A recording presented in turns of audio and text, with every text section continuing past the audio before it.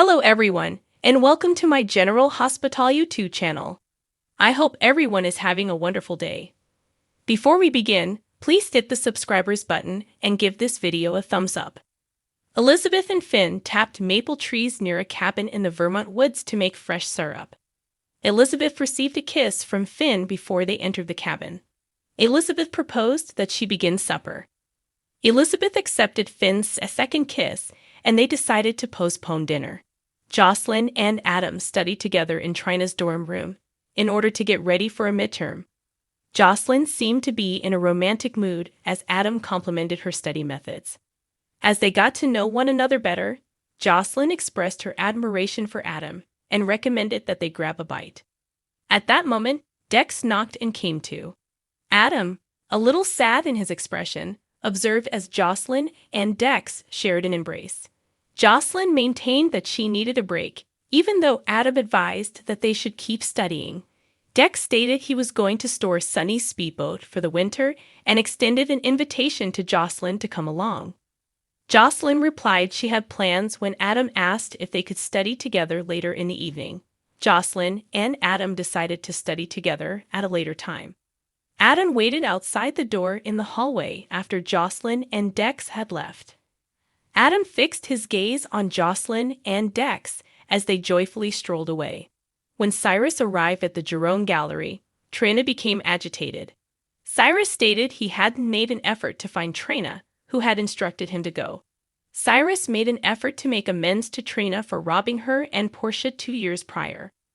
Trina remained firm and told Cyrus to go once more. That's when Spencer came in. Unaware that Cyrus had been freed from Pentonville, an anxious Spencer inquired as to why Cyrus was visiting the gallery. In an attempt to win Spencer over, Cyrus claimed he didn't hold it against Trina for not believing in him. "Oh, please quit doing this repulsive thing." "I don't believe it," Trina firmly stated. Cyrus begged Spencer to believe him, recalling how he had attempted to shield Spencer throughout their time together at Pentonville. Spencer acknowledged that Cyrus had taken care of him, but he felt that Cyrus's treatment of Trina and Portia could not be justified. Trina declared that she would never forgive Cyrus, while a tear welled up in her eye.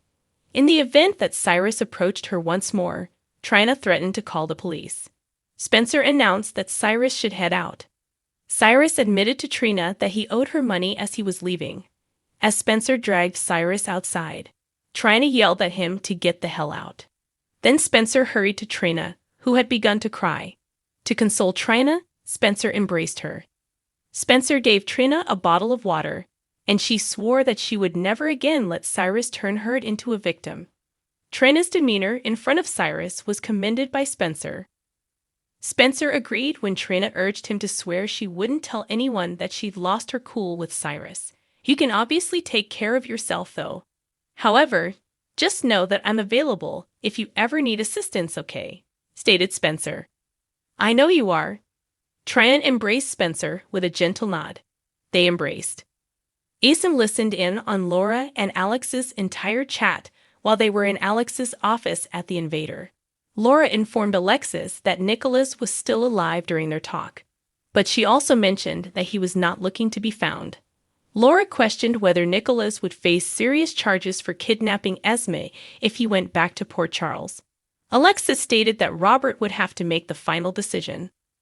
Alexis went on to say that Elizabeth's testimony would be the only proof the authorities may have.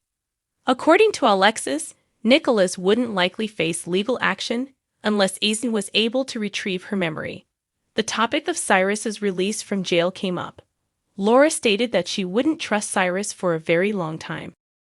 Soon after Laura had departed, Asim approached Alexis about getting a raise.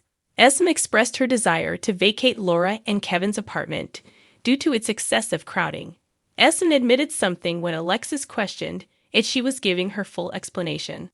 Slowly, Asim replied, "I am beginning to have feelings for Spencer."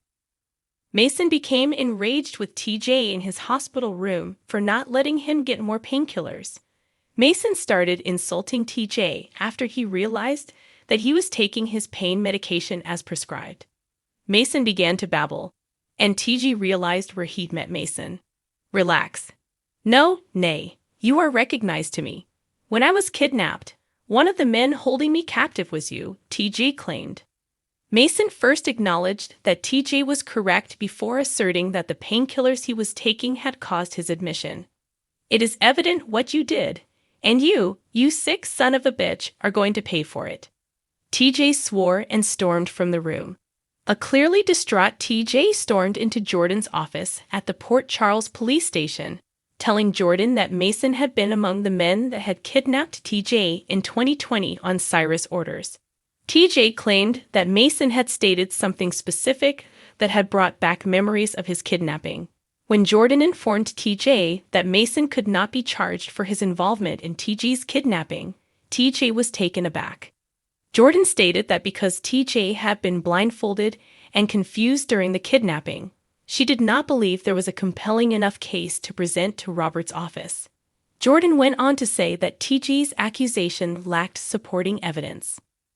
Jordan stated that she thought TJ was credible and mentioned that Mason would still have to do time in prison for attempting to kill Ava. That's fantastic. That is so wonderful for Ava. I'm glad she's receiving justice. What about mine, though? Where's justice for me? TJ implored. TJ flung his hands in the air in frustration and turned to walk away.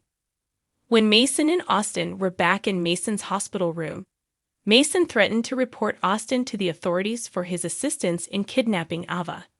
Austin questioned Mason's motivation for wanting to drag Austin down with him. Texas was teased by Mason. You have caused me years of agony, always being so arrogant, as if you're superior to me. How come? Because you received an elegantly bound document from a university. Mason gloated. Well, when we're sharing a prison cell, I want to see how high and mighty you are. Austin walked out of the room and came back in a little bit. Austin carefully closed the room's blinds when he was alone with Mason. With that, Austin declared that he was done begging for things and carefully put on a pair of medical gloves. Mason, who would I be pleading with anyway? Correct? There's no reasoning with you, because there's not a single human being within this shell of you, Austin remarked. Mason, Austin noticed, would never provide a hand. Not on your life, Mason yelled. Well then, I suppose the moment is right. It's time for me to take care of myself, Austin resignedly stated. Austin then turned off the hospital monitor that was placed next to Mason's bed. Then Austin went over to Mason and took a pillow off of a neighboring chair. Mason responded, You don't have the guts. TJ had returned to the hospital at the same moment, and he approached Mason's room very gently. Austin was visible through the closed curtains holes, attempting to suffocate Mason with a pillow. Under the pillow, Mason flailed and strained. Thanks for watching. If you like this video, so please don't forget to subscribe to my channel and don't miss any updates.